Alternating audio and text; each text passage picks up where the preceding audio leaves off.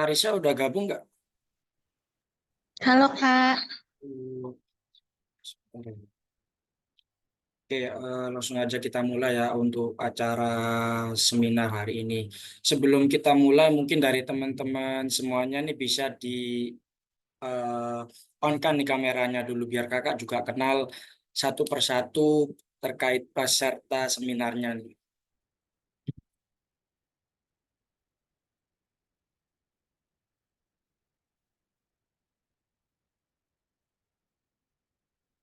Oke, langsung saja kakak mulai. Terima kasih untuk kehadiran para peserta seminar kedokteran di sore hari ini terkait tema sukses masuk kedokteran di PTN 2025. Kakak sangat senang menyambut semua para peserta seminar yang antusias dan bersemangat maupun memiliki cita-cita yang besar di bidang kedokteran. Nantinya seminar ini akan dipandu oleh terkait pembicaranya yaitu mahasiswi dari kedokteran UNER. Untuk itu, sebelum kita mulai acaranya, izinkan kakak memperkenalkan diri terlebih dahulu. Nama kakak, Kak Afif Syarifuddin Prasetyo atau biasa dipanggil Kak Afif. Nantinya Kak Afif yang akan menjadi moderator dan memandu acara seminar kedokteran di sore hari ini dari awal acara hingga akhir acara. Semoga acara ini bisa bermanfaat dan menjawab semua pertanyaan dari kalian semuanya dan bisa memberikan dampak supaya kalian bisa lolos di tahun 2025 di kedokteran PTN yang kalian impikan. Dan untuk kalian nanti jika ada pertanyaan langsung saja raise hand, langsung menanyakan langsung, tidak usah malu karena ada pepatah yang bilang malu bertanya sesat di jalan. Oke, sebelum acara kita mulai, mungkin dari Kak Tarisa terlebih dahulu bisa memperkenalkan diri terlebih dahulu kepada para adik-adik maupun peserta seminar kedokteran di sore hari ini. Untuk Kak Tarisa, dipersilahkan. oke, halo, suaraku udah masuk belum? Oke, halo semuanya, perkenalkan aku Tarisa Diandra Putri Wibowo atau biasa dipanggil Risa. Di sini aku sebagai mahasiswi dari Fakultas Kedokteran Universitas Erlangga angkatan 2021 dan sekarang aku sudah memasuki semester akhir aku di preklinik yaitu semester 7 dan tahun depan aku insya Allah wisuda dan masuk ke koas gitu. Oke, baik. Wah, angkatan 2021 nih Kak ya. Eh, Sebentar lagi mau koas apa? Mau. Iya, insya Allah Februari aku masuk koas terus wisudanya Maret. Oke, oke. Semangat, Kak. Thank Untuk langsung saja ya, Kak, kita mulai untuk acara seminar sore hari ini. Mungkin dari Kakak nih, alasan Kakak kenapa sih kok memilih jurusan kedokteran? Kan banyak tuh jurusan-jurusan yang lain seperti informatika, hukum, dan lain-lain. Dan kenapa mengambil universitasnya itu di Universitas Airlangga Surabaya? Oke, aku isi jawab satu-satu. Jadi kenapa aku tuh mau masuk kedokteran? Sebenarnya nggak lain nggak bukan dari background keluarga, karena kayak mama papa aku, kakek nenek aku, om tante aku semuanya dokter, jadi pasti lebih diarahkannya ke kedokteran.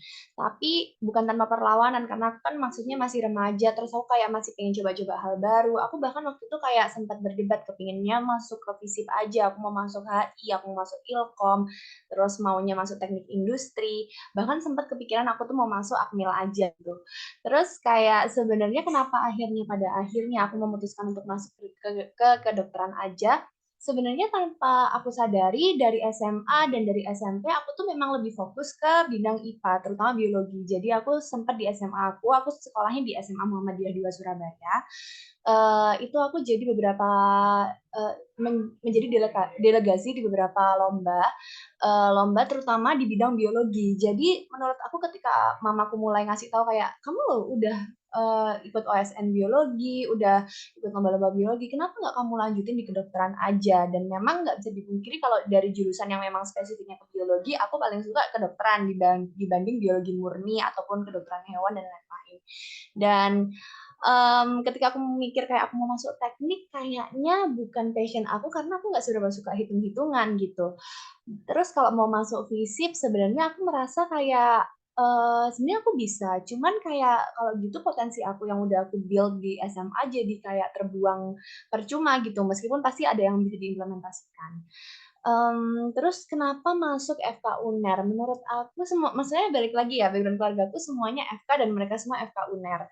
Terus kayak selain itu aku juga, lebih sreg karena menurut aku di FK UNER ini aku tuh orangnya daripada teoritis aku lebih ke praktek dan, FK UNER dan juga nanti, ke depannya itu akan menjadi dokter muda di RSUD Dr. Sutomo merupakan jujukan dari Indonesia Timur, yang mana kasusnya tuh pasti sangatlah beragam. Jadi ketika aku masuk, fakultas kedokteran aku memikirkan kayak ke depannya aku ingin menjadi dokter yang seperti apa gitu. Makanya kenapa aku milih FK UNER karena, memang kasus-kasus kedokterannya tuh sangat beragam, variatif sehingga kita tuh sebagai dokter sangat apa ya, merasa dibekali gitu sama kasus-kasus yang udah ada gitu. Keren sih, perjalanannya untuk meraih kampus UNER. Lah, Hmm. lalu Kak, dulu Kakak itu diterima di Universitas Airlangga itu jalur dulu kan belum ada ya SNBT, SNBP ya. Dulu Kakak itu Iya. dari SBMPTN atau dari SNPTN-nya? Oke, jadi mungkin fun fact dikit, aku tuh, dulunya SBMPTN FKG UNER 2020. Terus, dengan skor kayaknya waktu itu skorku 750 gitu, aku masuknya FKG UNER, which is itu pilihan kedua aku, melalui SBMPTN. Aku SNMPTN itu kayak sekarang SNBP, dulu aku ranking 4 paralel di sekolah aku, cuman aku ketolak SNBP. Jadi rata-rata aku kayak 92, terus yang keterima di FK UNER tuh 98 I guess gitu. Jadi kayak aku nggak keterima di FK UNER. Terus aku nyoba SBM tahun 2020, aku keterima di FKG gitu. Tapi udah nih 1 tahun aku menjalani FKG. Aku ngerasa kayak apa ya, bukannya aku nggak suka FKG, tapi aku memang dari kecil pinginnya sebenarnya udah terlalu jauh ya, tapi aku pengen spesialisnya tuh bedah orto. Jadi kayak itu tuh nggak ada di FKG gitu loh. Jadi aku decide buat kayak ya udah semi gap aja. Terus semi gap, aku ngerasa ketika aku tahun 2020 SBMPTN itu aku udah sangat all out. Aku seminggu bisa try out 30 kali. Dan aku sangatlah capek dan burn out dan maksudnya kan kalau semi gap itu berarti gambling ya kayak either kita keterima atau nggak keterima dan aku nggak mau aku nggak maksimal di FKG-nya gitu. Jadi aku memilih untuk mendaftar di jalur internasional gelombang 1 di FK UNER gitu. Sebenarnya meskipun semi gap sebenarnya umurku masih sesuai sama 2021 karena aku kecepatan setahun kan sekolahnya. Jadi istilahnya aku kayak balik ke angkatan aku lagi gitu. Terus dan lucunya itu kayak ketika aku intake IUP itu, namanya IUP ya guys kalau di UNER, itu barengan sama UTS aku di FKG. Which is aku kayak benar-benar harus bisa bagi waktu antara aku belajar untuk tes sama belajar untuk UTS karena aku nggak mau nih ketika nanti tiba-tiba aku nggak lolos FK terus nilaiku di FKG jelek gara-gara aku mencoba FK gitu.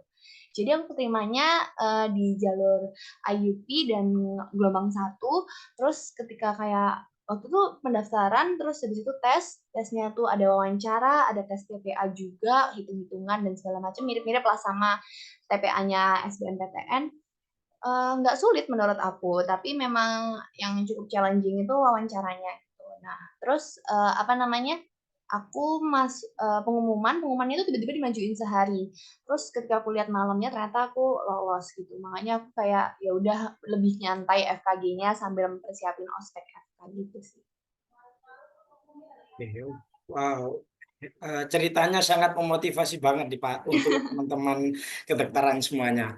Dan ini Kak, untuk nilainya sendiri sebagai acuan supaya bisa diterima di FK UNER, kira-kira berapa sih Kak? Atau dari FK UNER sendiri memiliki standar nilai UTBK maupun SNBP supaya bisa diterima di kampus UNER itu sendiri?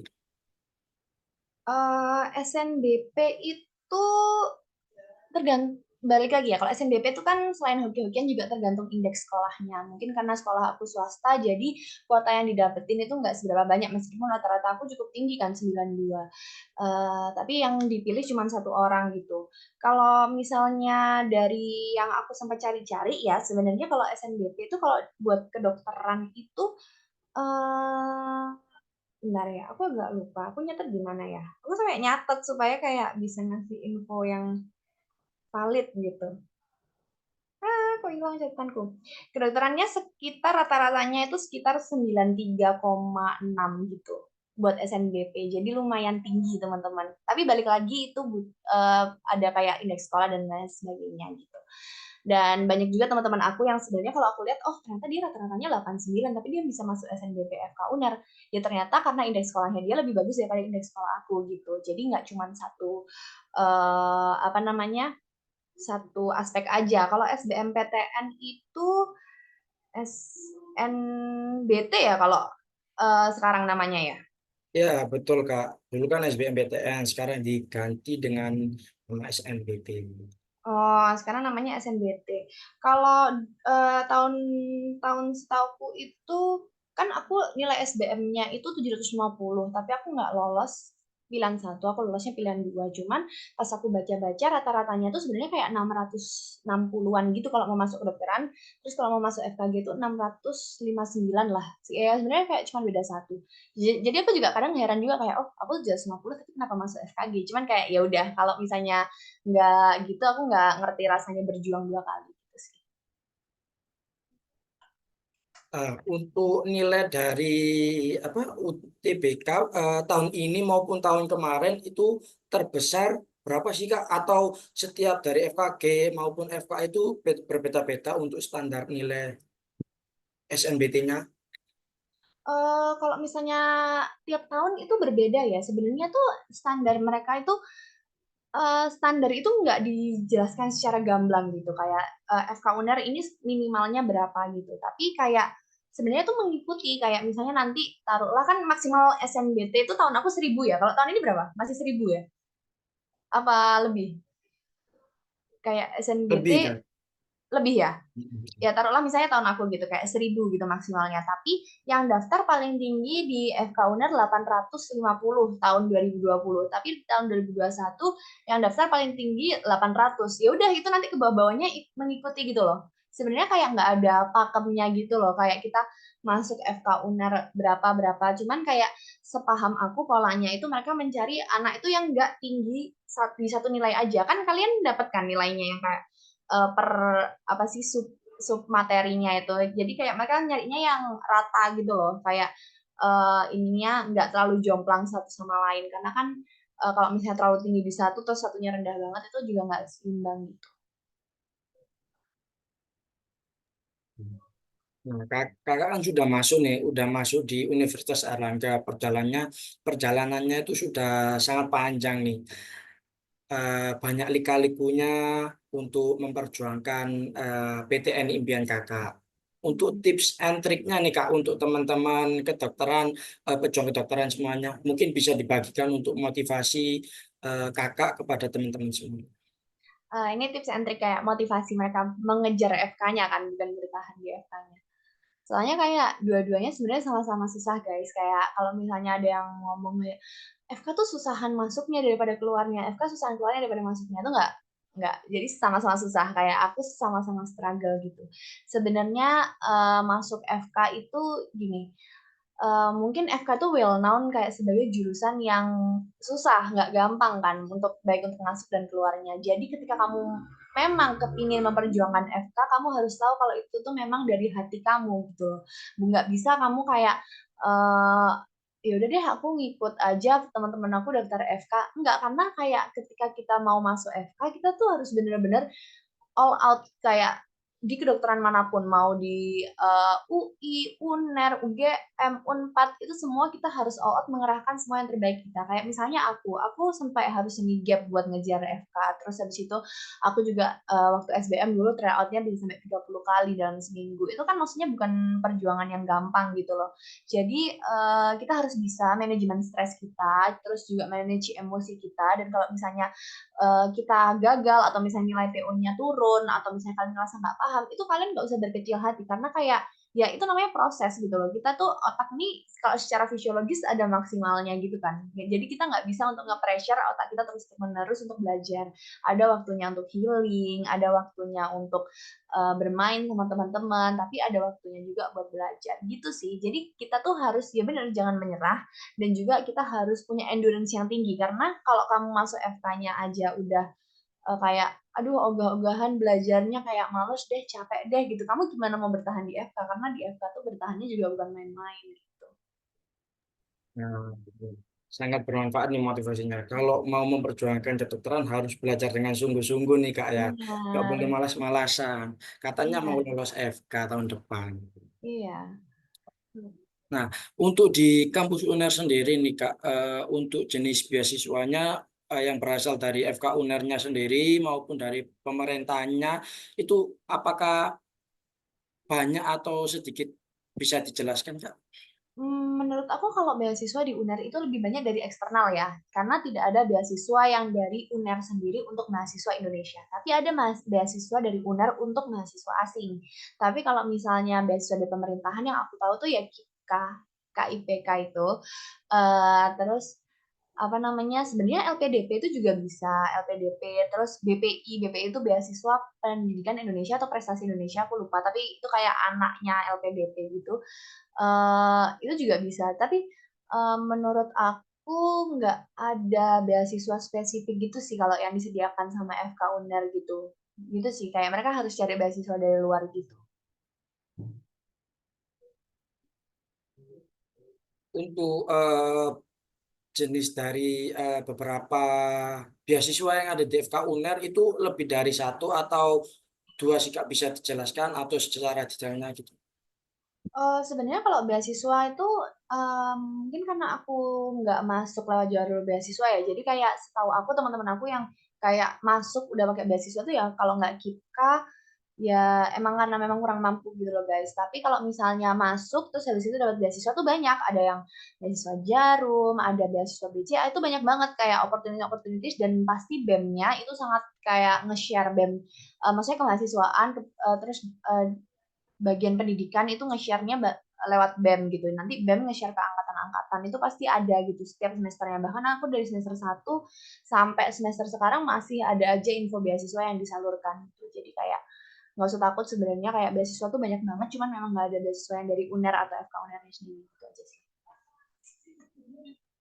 Nah, untuk teman-teman kan ini ada yang muslim ada yang non muslim nih Kak. Kalau untuk yang Hmm. muslim nih, kalau dia dari pesantren, dia penghafal Quran, ada nggak beasiswa untuk tahfidz Quran di FK UNER? Oh ada. Kalau misalnya kayak jalur-jalur kayak gitu tuh biasanya nanti masuknya lewat ini Erlangga Expo gitu. Aku lupa nama exactly-nya apa kalau nggak salah AEE atau apa gitu. Aku lupa. Pokoknya itu expo besar yang diadain sama Universitas Erlangga yang mana itu semua fakultas itu tuh ada gitu. Nah, itu sebenarnya beasiswanya bukan dari FK UNER, tapi dari UNER-nya gitu. Jadi misalnya nanti biasanya Pak Rektor tuh keliling-keliling kayak booth-booth gitu. Terus kayak nanti kan ada acara yang beliaunya ada di atas podium kayak siapa ada yang hafal Al-Quran nggak? Kalau hafal Al-Quran maju ke depan terus kayak berapa hafal berapa juz gitu gitu. Itu bisa namanya bisa dikasih golden ticket gitu. Jadi kayak golden ticket itu jatuhnya itu bukan beasiswa sih, lebih ke jaminan jalur masuknya aja. Tapi kalau beasiswa penghafal Al-Quran setahu aku belum ada sih. Baik Kak. Eh, apa untuk UKT-nya sendiri nih Kak, semisal kan dari orang tua yang cukup dan ada yang dari orang tua yang kalangan ekonominya itu di bawah. Apakah kita itu bisa mengajukan, semisal kita diterima di kedokteran UNER, apakah kita bisa mengajukan keringanan UKT nih Kak kepada pihak kampus? Oh, bisa banget. Keringanan UKT itu difasilitasi setiap pergantian semester atau di awal semester, kalau misalnya semester 1 juga di awal semester. Itu difasilitasi kok guys, kayak misalnya kan aku UKT-nya 25 juta, cuman kan aku IUP kan aku nggak bisa ngajuin keringanan, pasti kan IUP dianggapnya orang tua yang berada gitu kan, kalau IUP. Kalau jalur selain IUP, sangat-sangat bisa, bahkan temen aku ada yang sampai 8 juta, sampai 5 juta tuh ada, kayak dari 25 juta itu turunnya segitu tuh ada. Jadi tinggal ngurus berkas keringanan aja, which is berkasnya juga nggak banyak. Nanti ada step-stepnya diajarin sama BEM.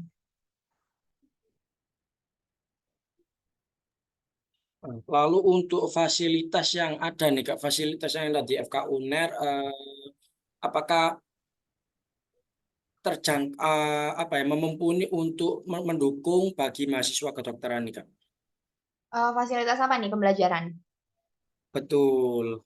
Kalau fasilitas pembelajaran aku rasa nggak bisa diraguin lagi ya, karena kayak kan ketertua nomor 2 di Indonesia. Jadi kayak fasilitasnya itu sangat-sangat memadai menurut aku. Cuman kayak kalau misalnya kalian lihat manifest di Twitter atau kayak anak-anak kayak komplain, aduh UNER gini-gini. Ya itu karena kayak kita mahasiswa UNER aja gitu loh guys. Kayak we complain about our campus as well gitu, kayak meskipun gue di UI atau gue di mana itu tetap kayak kita bakalan nge-rent universitas kita gitu loh, kayak because we would aja sih, cuman kayak bukan berarti UNER itu tidak memberi fasilitas yang sangat memadai. Menurut aku bahkan di kampus aku, bahkan aku kan sekarang kuliah udah di RSUD Dr. Sutomo ya, itu tuh juga ada wifi-nya kok, kayak wifi itu ada, terus habis gitu kadaver obviously ada, terus habis itu kayak buku-buku pembelajaran itu semua ada gitu loh, jadi kayak nggak perlu takut lagi. Oke. Lalu untuk pembelajarannya di kampus UNER, sistemnya itu bagaimana sih Kak? Sistem pembelajaran maupun kurikulum yang ada di FK UNER itu sendiri. Oke, kurikulum kalau di FK UNER sebenarnya kurikulumnya kurikulum blok ya. Kalau mungkin beberapa udah pernah tahu, blok sama SKS itu agak beda dan memang cuman di FK aja yang punya kurikulum blok. Bentar, aku sambil ngecas. Oke. Nah, kurikulum blok sendiri ini bedanya adalah kita tuh menghabiskan satu materi dalam kurun waktu tertentu. Misalnya nih, taruhlah apa ya yang kalian paham. Misalnya anatomi sama histologi gitu ya. Itu misalnya anatomi diselesaikan dalam 1 minggu. 1 minggu nggak mungkin, dalam 1 bulan. Terus histologi dalam 1 bulan gitu. Nanti kita ujiannya kayak anatomi, maksudnya kita nyelesain nih anatomi 1 bulan, terus habis itu kita ujian. Terus habis itu histologi kita nyelesain 1 bulan, terus kita ujian. Jadi sistemnya tuh bukan kayak UTS yang kita kayak sepanjang semester kita kayak belajar berapa apa namanya, misalnya kayak kita anatomi, histologi, faal gitu-gitu, kayak kita dalam 1 semester terus nanti ujiannya UTS atau UAS, enggak, tapi kayak ujiannya kita selesaiin semuanya, terus habis itu materi ini, terus habis itu kita ujian, materi ini kita ujian gitu sih. Kalau kurikulum sebenarnya yang lain-lain nggak ada beda sih, cuman mungkin indeks nilai kalau teman-teman mau tahu kayak bisa dicari di Google, kalau indeks nilai UNER memang cukup tinggi karena buat dapat A aja itu harus 86, kayak which is itu susah banget anjay, kayak wah susah banget dapat 86 di UNER gitu, kayak nggak apa-apa tapi kayak itu motivasi belajar gitu. Oke, oke. Untuk pertukaran programnya sendiri nih Kak, di apa program pertukaran pelajar atau kesempatan belajar untuk mahasiswa kedokteran bisa belajar di luar negeri itu ada atau tidak di kampus UNER? Oh, jujur jelas ada karena aku obviously aku kelas internasional, aku bakalan ngelakuin exchange kan. Kebetulan aku tanggal 30 besok aku udah berangkat ke Taiwan. Aku kemarin milih Taiwan sih. Buat jadi negara exchange aku, dan tapi ada beberapa pilihan kayak misalnya ada yang disediakan dari FK UNER-nya sendiri, ada yang kita cari sendiri buat exchange-nya, dan itu sama-sama beragam. Kayak misalnya kemarin kalau disediakan dari FK UNER sendiri itu ada yang dari Mahidol, dari Thailand, terus habis itu ada juga yang summer school di SNU, di Seoul National University, terus habis itu juga ada yang ke Hokkaido, ke Jepang, terus kayak banyak sekali opportunity yang mungkin aku nggak bisa jelasin satu-satu, terus juga banyak organisasi-organisasi yang nyediain exchange, kayak misalnya cuman studi apa sih exchange-nya cuman kayak seminggu gitu, ada bahkan yang kayak sebulan, terus IISMA itu juga ada, jadi kayak teman aku, teman angkatan aku yang keterima ISMA ada 2 orang, dan dua-duanya di Ivy League. Satunya kayak di Pennsylvania, terus satunya aku agak lupa gitu mereka di mana. Wah, ternyata ada juga nih program belajar di luar negeri nih Kak ya untuk kampus UNER sendiri. Untuk kampus UNER kesiapannya terhadap apa keseimbangan antara akademik dan non akademik itu bagaimana di kampus UNER itu? Ya. Sebenarnya menurut aku itu berjalan beriringan ya. Namanya kayak apa namanya? Aku sampai lupa mau ngomong apa. Maksudnya kayak kita tuh bisa menjalani itu beriringan karena aku pribadi eh sebenarnya ada sih CV aku di Google. Kalau kalian mau cari Tasenda Putri Wibowo terus kalian cari CV-nya itu kayaknya itu bakal muncul karena aku pernah upload di Google juga gitu. Dan aku bisa dilihat di situ tuh kayak sangat banyak kegiatan yang aku jalani. Bahkan kepanitiaan aku kayak ada kayaknya sekitar 50, tapi yang aku masukin CV kayak cuma 30 gitu gara-gara aku lupa beberapa gitu. Kepanitiaan aku kayak banyak banget, organisasi aku ada 4 di FK ini, terus habis itu kayak ya sebenarnya aku cukup banyak berorganisasi sih di FK UNER ini. Jadi menurut aku bisa-bisa aja untuk menjalani itu secara beriringan. Terus alhamdulillah juga IPK aku masih terjaga, kayak nggak jeblok gitu. Jadi kayak sangat-sangat bisa dan banyak opportunity sih yang diselenggarakan sama FK UNER. Lalu untuk cara kampus UNER nih Kak mempersiapkan mahasiswanya terhadap menghadapi ujian kompetensi di kedokteran itu sendiri gimana? Maksudnya ujian kompetensi kedokteran ini UKM PPD atau apa? Jujur kalau UKM PPD itu kan untuk koas ya, untuk koas. Tapi mungkin aku berbicara yang baru saya lewati aja. Aku ada namanya CCS. CCS itu Comprehensive Clinical Skill, which is itu kayak ujian untuk masuk ke dokter muda gitu. Jadi ya mini UKM PPD. Kalau UKM PPD kan dari koas maju ke dokter kan. Kalau aku dari preklinik maju ke dokter muda. Sebenarnya itu nggak ada seberapa beda, cuman kayak teknis-teknisnya mungkin kalian bisa pelajari nanti sambil get along di FK-nya. Cuman kalau CCS sendiri ini itu kita tuh benar-benar belajar dari semester 1 sampai semester 7 sekarang. Terus semuanya tuh diujikan, baik kayak patofisiologinya, terus kayak diagnosisnya, kita harus menegakkan diagnosis dan meresepkan obat, terus habis itu melakukan pemeriksaan fisik. Dan juga itu pasti semua yang diujikan itu adalah semua yang sudah pernah diajarkan. Dan bahkan FK UNER sendiri itu setiap tramet itu kayak clinical skill gitu. Dia itu apa namanya ada reviewnya. Jadi dosen-dosen ini itu habis ngajarin kita tramet kayak 3 kali pertemuan. Setelah itu di akhir kayak mendekati ujian kayak hari seminggu ujian, beliau ini mengadakan review. Jadi kita tuh bisa nge-review semua stase yang bakalan diujikan, which is itu kayak sangat bagus gitu loh. Karena kita jadi bisa nge-refresh dan kayak kita jadi ngerti kayak oh iya ini kemarin salahnya di sini, salahnya di sini. Jadi mereka tuh sangat mempersiapkan dan juga kayak modul-modul itu juga udah ada dan bahkan kayak cutting-cutting itu nggak akan segan buat ngasih modulnya. Jujur kalau kalian masuk PTN terus kalian minta catatan aku buat Ramet, aku bakalan kasih karena aku udah sangat-sangat mencatat buat Ramet. Aku tuh rajin cuma di Ramet doang karena kayak kalau teori aku kayak agak mager. Jangan ditiru, cuman kayak aku suka banget Ramet karena itu kayak clinical skill gitu kan dan aku emang pinginnya jadi klinisi gitu jadi ya, makanya aku sangat all out untuk pelajaran itu gitu sih.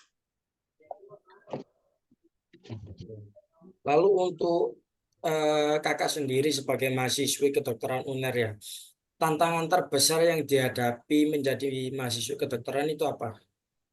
Hmm, tantangan terbesar jujur aku sebenarnya aduh aku takut terlihat pick me cuman maksudnya menurut aku FK nggak susah itu jujur.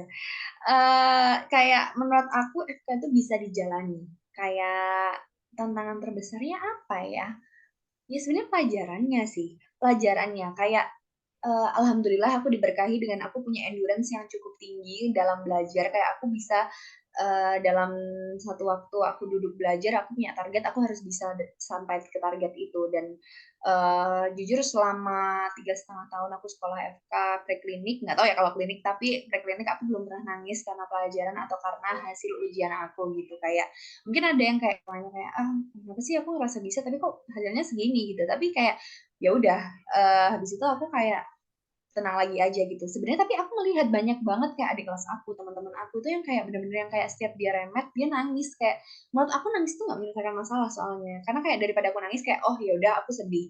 Tapi habis itu besoknya atau malamnya ya udah aku belajar lagi gitu loh. Karena misalnya nih di FK itu kayak ujiannya tuh UAB 1, UAB 2 kan. Nah, UAB 1 itu misalnya hari Senin, UAB 2-nya itu hari Selasa. Jadi aku nggak punya waktu buat sedih.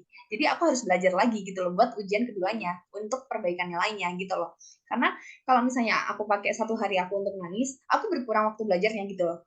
Jadi sebenarnya yang susah itu adalah nge-maintain mental kita sih. Gimana caranya kita bisa punya mental yang kayak kita benar-benar kalau misalnya dihajar sama nilai jelek, dosen yang kurang enak, terus habis itu kayak apa namanya materi yang sangat banyak itu tuh kita tetap harus bisa berdiri dan kita harus tetap bisa bangkit lagi gitu sih sebenarnya mentalnya sih harus dikuatin. Baik nih Kak. Wah, sangat memotivasi banget nih untuk para pejuang kedokteran. Lalu untuk prospek karir nih Kak, prospek karir kerjanya di kampus UNER, untuk lulusan kedokteran UNER ini bagaimana? Di dalam negeri maupun di luar negerinya? Oke, kalau misalnya di dalam negeri sangat-sangat ini ya terbuka ya prospek karirnya UNER menurut aku tidak usah diragukan lagi sebenarnya karena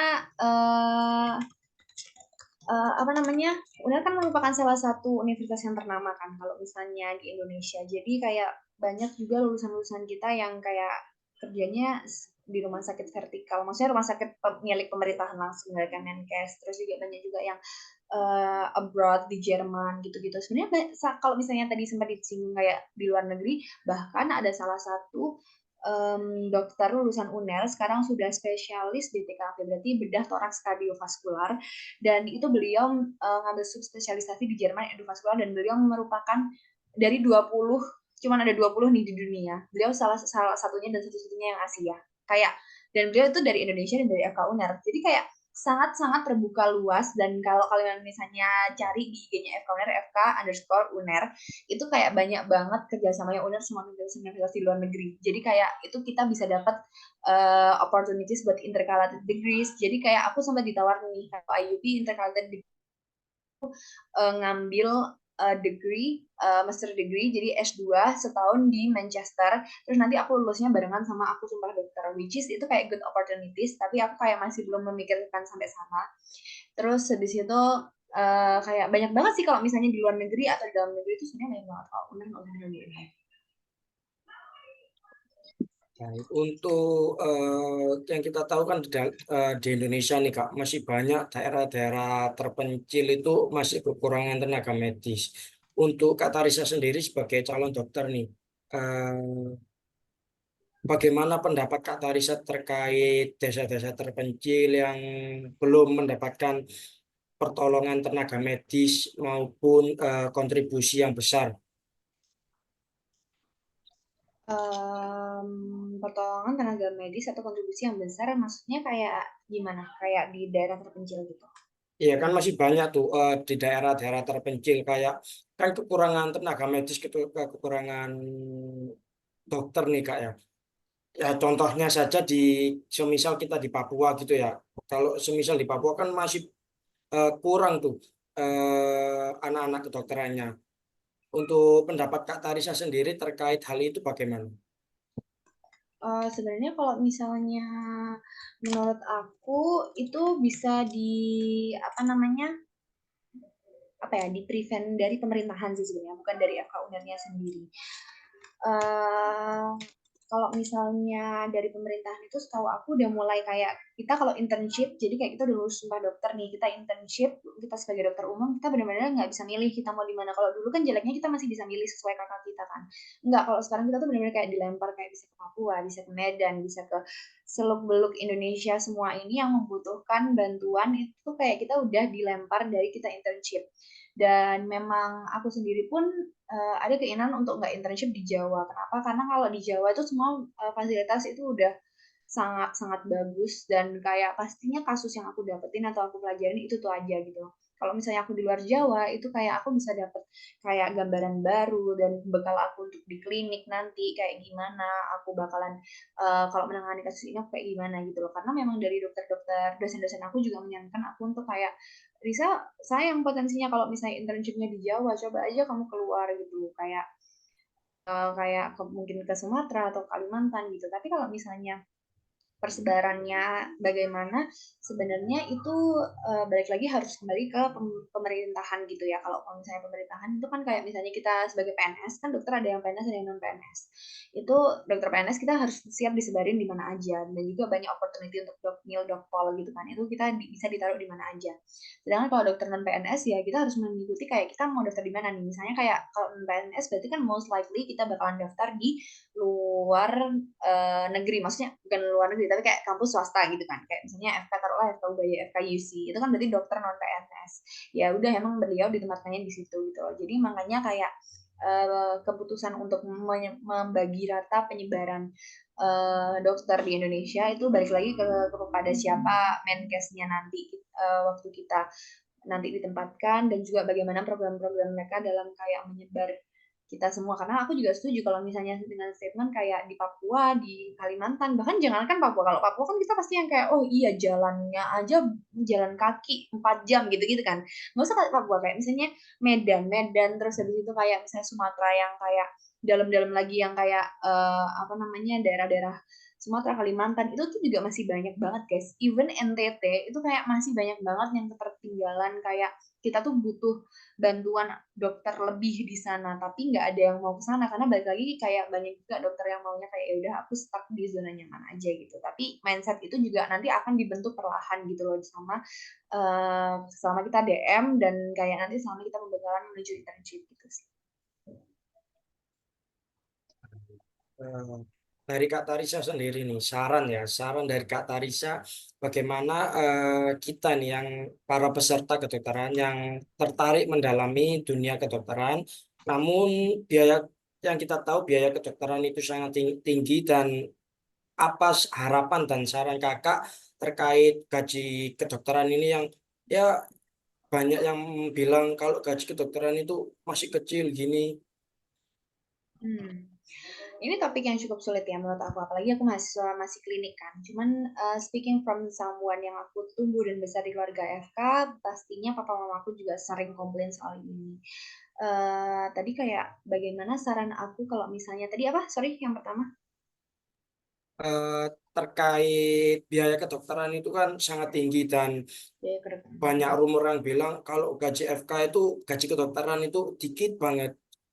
Oke, menurut aku kalau misalnya biaya kedokteran yang sangat tinggi, itu masih bisa dibicarakan guys. Kayak balik lagi banyak opportunity soal beasiswa dan kayak keringanan dan lain sebagainya. Itu masih bisa kita coba sebagai mahasiswa, kita dituntut untuk aktif. Jadi kita tuh aku sendiri, aku bahkan itu nggak ditawarin, aku tuh nyari-nyari kayak oh aku nyari beasiswa ini, terus habis itu cara ngajuin keringanan tuh kayak gini, either aku kayak pakai atau enggak, itu bakalan berguna buat aku atau teman-temanku nanti gitu loh. Jadi ketika aku ditanyain aku bisa jawab.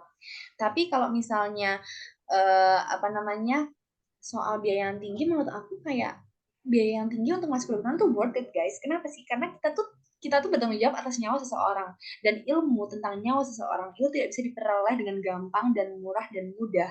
Makanya ketika kita memang mau masuk kedokteran, kita tuh harus butuh nggak cuma otak, tapi kita juga butuh skill, kita butuh mental, kita butuh attitude. Itu yang paling penting, attitude. Karena kita berhubungan sama manusia, hubungan intrapersonal, dan juga uang obviously, karena kayak materi-materi yang di sana materi-materi yang di sana juga kayak apa sih kayak manekin itu nggak murah guys. Buat manekin satu kayak manekin objin aja itu bisa bermiliar-miliar, dan itu kayak aku tahu sendiri kalau misalnya itu harganya segitu. Jadi kayak eh, dengan makinnya ratusan juta dan miliaran itu, sedangkan kita mendapatkan kadaver itu juga nggak mudah. Untuk kita bisa dapat kadaver itu kan ada persyaratannya kan, kayak dari RSUD ke FK UNER gimana syarat-syarat mayat yang bisa diambil untuk menjadi bahan ilmu itu tuh juga nggak mudah dan nggak murah guys. Jadi kayak makanya kenapa biaya FK tuh mahal, ya karena memang selama perjalanannya itu memang apa ya, ilmu yang diberikan tuh sangat-sangat mahal. Itu ilmu-ilmu kehidupan yang harus kita lakukan karena kayak kita berhadapan sama manusia nih. Ibaratkan kamu bayar FK kayak banyak banget kan, kayak sekolah sertifikasi tabib. Aku pernah banget lihat kayak sertifikasi tabib akreditasi B. Terus aku yang kayak, terus kalau kayak gitu gunanya anak-anak kedokteran ini buat apa? Kalau misalnya orang-orang masih lebih percaya sama orang-orang kayak gitu, padahal nanti ketika mereka sakit banget, mereka tuh ke dokter gitu loh. Dan kalian sendiri juga nggak pernah kan ngelihat kayak dokter ya mungkin pernah, tapi kayak dokter terus ngasih misalnya biaya konsultasinya gratis. Kayak ibaratkan ya, aku aja kalau mau ke RH, konsultasi buat muka aku aja itu bayar 250.000, which is itu nggak gratis kan. Jadi kayak itu pasti banget kayak itu ada sebuah harga yang dibayar untuk kesehatan. Makanya kenapa kita juga harus sehat, guys. Sebenarnya kayak aku jauh lebih senang kalau masyarakat Indonesia ini sehat karena kayak jadi kayak dokter nggak sebanyak itu penyakitnya gitu kan, bukan berarti aku nggak mau kerja, cuman kayak ya kepengennya sehat, kenapa aku pengen orang sakit gitu kan.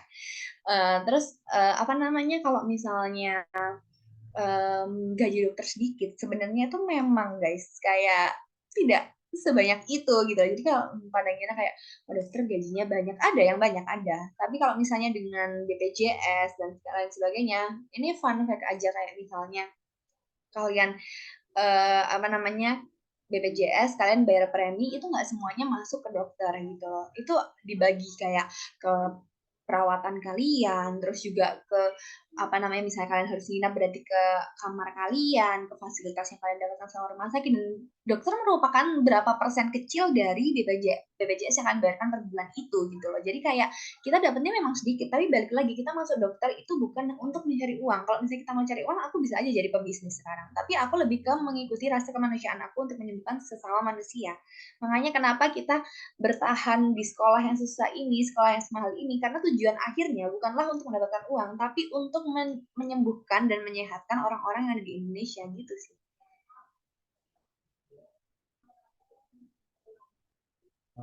Mungkin untuk selanjutnya kita baca nih Kak pertanyaan dari teman-teman pejuang kedokteran.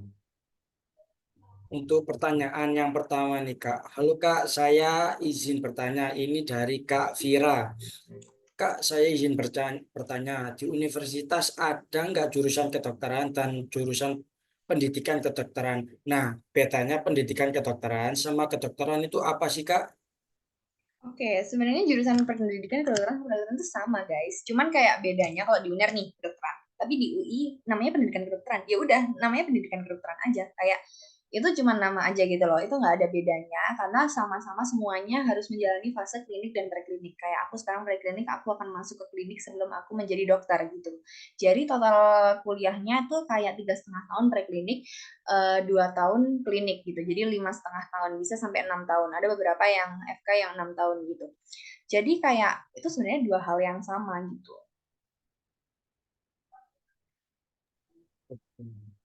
Untuk pertanyaan kedua nih Kak, dari Kak Nitsma. Kak izin bertanya, aku kan pengen masuk FK ya, tapi aku tuh nggak ada mapel pendukung buat masuk FK, itu bisa nggak ya Kak? Mapel pendukung nih, setahu aku ya, kalau SMA sekarang tuh milih nggak sih mapelnya? Aku tuh kurang tahu ya, soalnya kan aku dulu kayak ya udah IPA IPS bahasa gitu kan. Kalau misalnya sekarang tuh aku lihat adik aku tuh kayak udah dijurusin dari awal gitu loh, jadi dia pun juga nggak ada mapel pendukungnya. Setahu aku dia tuh mapel pendukungnya lebih ke teknik kayak matematika fisika, dia bahkan nggak ada biologi gitu loh adik aku.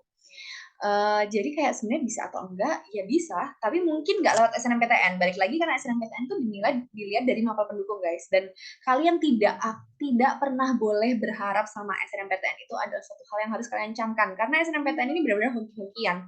Kayak ya nilai oke, tapi kayak kita nggak bisa bergantung sama nilai kita doang gitu loh. Jadi kayak kalau misalnya SBMPTN mandiri itu tuh kalian buang jauh-jauh pikiran kayak oh aku tuh anak nggak ada mapel pendukungnya, aku nggak bisa masuk FK UNER. Enggak, pasti bisa. Kalau selama kamu melewati passing grade-nya, itu kamu pasti bisa masuk FK UNER gitu loh. Jadi masih bisa masuk FK UNER, tapi tidak dengan jalur SNPTN. Lalu untuk FK UNER sendiri itu bisa nggak nih Kak menerima kayak dari jurusan IPS atau semisal ada anak dari SMK yang mau masuk di kedokteran itu bisa nggak? Jujur kalau FK UNER nggak bisa. Setahu aku sampai aku masuk FK itu tuh nggak bisa. Tapi pernah ada satu kasus nih, aku pernah dengar dari mamaku. Mamaku kan reviewer LPDP. Mamaku tuh ada satu anak kedokteran UGM itu dari jurusan IPS, dan memang beliau ini sangat-sangatlah pintar, kayak apa namanya, makanya SNMPTN, SBMPTN itu bagus banget makanya yang terima di FK gitu. Tapi kalau di UNER sendiri personally nggak bisa setahu aku. Tapi kalau misalnya info validnya kalian bisa cek ppmb.uner.ac.id.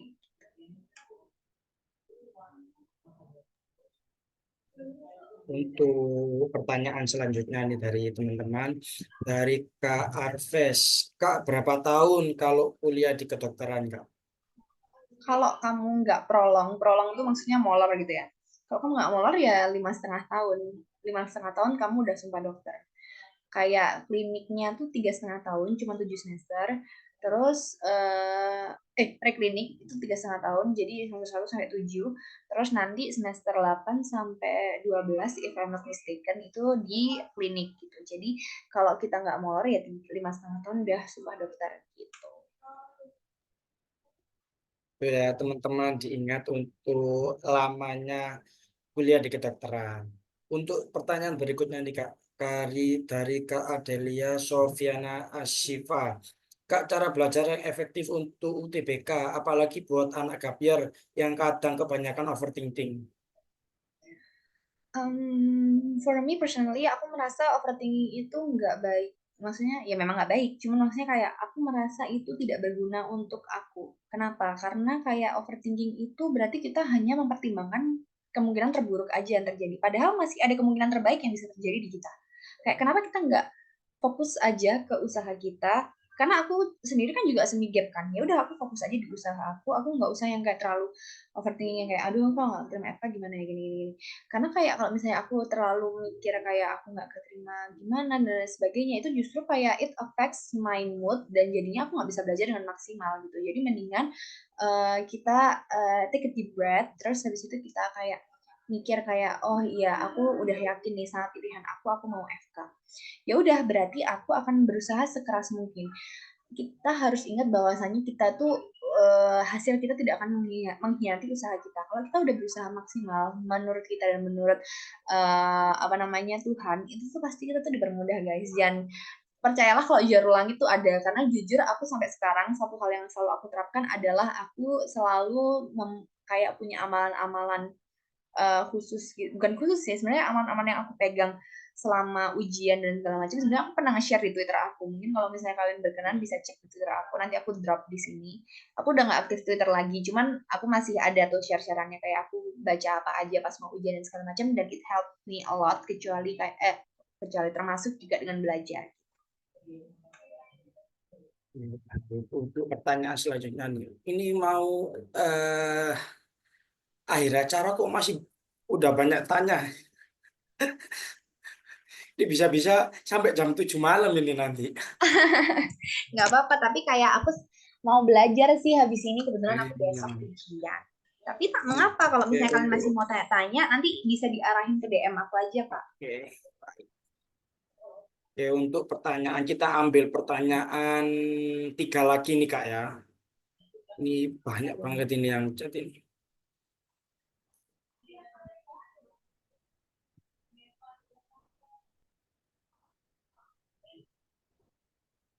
Oh ini aja nih Kak. Kak maaf izin bertanya, ini dari Kak Vira. Orang tua saya keduanya itu PNS Kak. Apakah kira-kira berapa nih Kak untuk UKT-nya? Apakah mendapatkan golongan pertama yang paling tinggi nih untuk UKT-nya? Um, Jujur kalau PNS biasanya paling tinggi sih, biasanya. Biasanya banget itu paling tinggi. PNS, dokter, polisi, tentara itu biasanya paling tinggi. Tapi balik lagi kayak yang aku udah bilang tadi, bisa ngajuin ke ringanan guys. Jadi jangan jangan panik, kayak bisa kok ngajuin ke ringanan. Untuk pertanyaan yang kedua nih Kak ya. Dari Kak Andika Romdoni, Kak saya mau tanya sekaligus sharing. Jadi saya di UTBK kemarin mencoba daftar di UI, tapi saya harus nambahin pilihan kedua yaitu aktuaria karena saya dari keluarga yang berlatar dengan statistika, akuntansi dan lain-lain. Saya juga dikasih chance terakhir tahun ini untuk UTBK lagi. Kira-kira ada tips and trick gak biar bisa seimbang waktu belajar kuliah dan UTBK? Oke, jadi dia mau semi gap gitu ya, kayak aku gitu ya maksudnya. Oke, kan sebenarnya kalau tips and trick belajar seimbang itu gimana ya? Em, Sebenarnya tuh kayak balik lagi ke cara bagi waktunya aja sih guys, menurut aku kayak gimana ya? Aku misalnya nih, Misalnya nih, aku cara gampangnya aja, aku sekarang ujian mau ada 2 ujian yang berbeda, Senin sama Selasa, itu 2 ujian yang berbeda. Jadi misalnya aku pagi, sambil kuliah tuh aku sambil belajar ujian yang pertama, terus sorenya aku belajar ujian yang kedua. Jadi mungkin kayak gitu sih. Jadi kayak ketika kita kuliah, ketika aku dulu FKG, aku bener-bener fokusin diri aku waktu kuliah. Karena aku nggak mau IPK aku jeblok. Jadi aku dulu keluar FKG dengan IPK aku masih 3,8. Itu satu sampai 2, semester 1 sampai 2. Terus aku belajar buat ujiannya ya sore, kayak malam gitu sih. Sore biasanya aku pakai buat istirahat atau healing gitu. Terus malam sekitar jam 8 sampai 12 aku belajar. Gitu sih. Sebenarnya kayak nge-maintain balik lagi endurance sih, kayak yang udah aku bilang tadi. Endurance-nya harus kuat dan memang harus apa? Pantang menyerah gitu. Oke, untuk pertanyaan yang terakhir nih Kak.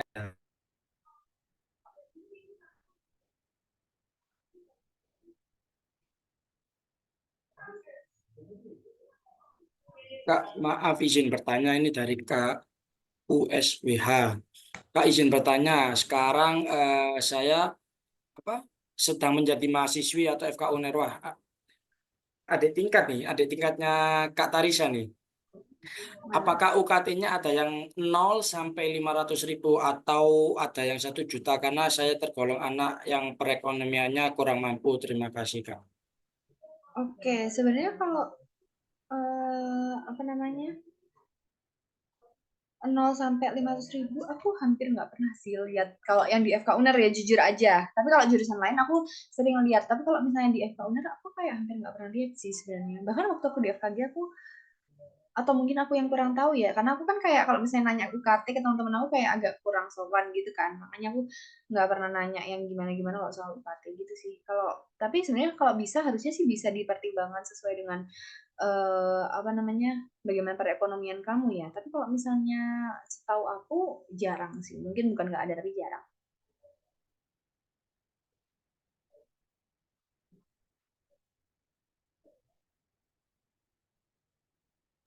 Untuk pertanyaan nanti yang belum terjawab, bisa langsung DM saja nih, Kak, ya, di Instagramnya Kak Tarisa. Untuk Boleh, Instagramnya, boleh. apakah mungkin bisa di-share ke teman-teman? Oke, mungkin aku langsung ketik di sini aja ya. Tadi aku share beberapa sosial media aku aja kali ya. Tapi aku bisanya di reach out di Instagram guys. Aku nggak main Twitter lagi, kayak udah jarang banget. Tapi tadi ada yang tanya kayaknya amalannya apa yang jalur langit itu, aku udah pin di profil Twitter aku barusan, cuman aku udah nggak main Twitter lagi. Ini ya, bisa di reach out di sini. Nah, itu untuk teman-teman yang pertanyaannya belum terjawab atau yang masih ada pertanyaan lagi nih seputar FK UNER, nanti bisa langsung ditanyakan ke Kak Tarisa. Mungkin itu saja sebelum acara seminar ini kita akhiri. Mungkin dari Kak Tarisa ada pesan dan kesannya ataupun motivasi untuk teman-teman dan adik-adik semuanya yang lagi berjuang di FK. Oke, menurut aku hmm, jangan pernah meraguin mimpi kalian sih guys. Kayak dengan kalian nggak ragu kalau kalian emang mau jadi dokter, kalian tuh akan memberikan usaha kalian semaksimal mungkin untuk masuk ke kedokteran, karena untuk keluar juga bukan hal yang gampang, masuk juga bukan hal yang gampang. Jadi kayak um, tapi balik lagi kayak choose your heart. Kayak kalian mau nggak belajar tapi nanti susah di akhir, atau belajar keras tapi enak di akhir, kayak kalian tinggal pilih susahnya mau yang mana, di awal atau di akhir gitu sih. Jadi kayak lebih, satu hal yang aku tekenin di kedokteran ini, nggak cuma pinter guys, banyak banget orang pinter di dunia ini, tapi banyak juga yang, aku pun merasa aku tuh bukan orang yang pinter-pinter banget kalau di atas, tapi satu hal yang selalu ditemenin orang tua aku adalah attitude.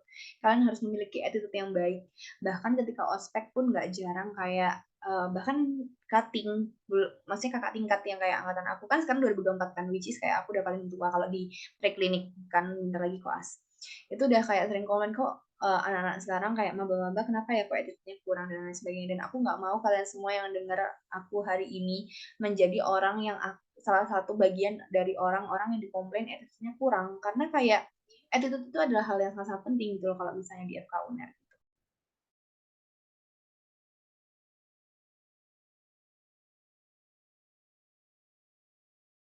Ya, gitu sih kalau dari aku.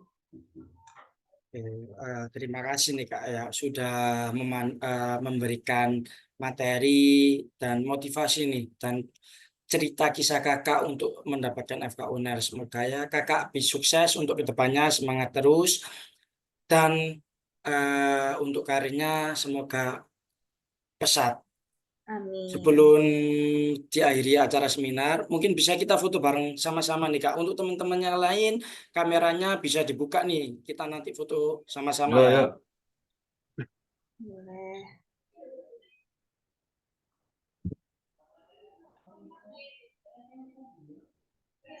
Ayo teman-teman, kameranya di-on-cam-kan dulu, kita foto sama-sama ya.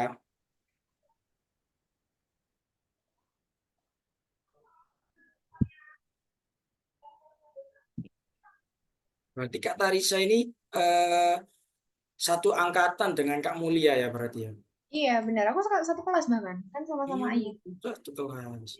Iya kemarin seminar sebelumnya juga dari ada dari Kak Mulia, Mulia Pratama. Iya, aku lihat kemarin mau lihat.